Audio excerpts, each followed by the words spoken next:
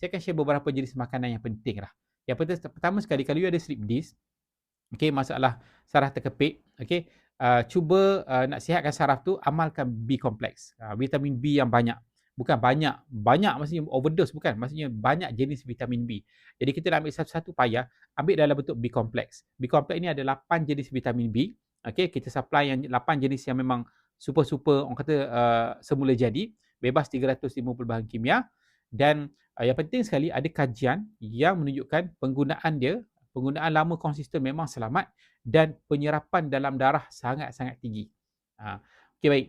So, macam mana, apa fungsi dia vitamin B ni? Okay, vitamin B ni dia akan bantu untuk tahan sakit. Dia bantu untuk tahan sakit semua jadi.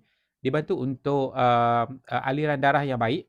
Dia bantu untuk metabolisme, maksudnya penghasilan baru sel-sel saraf.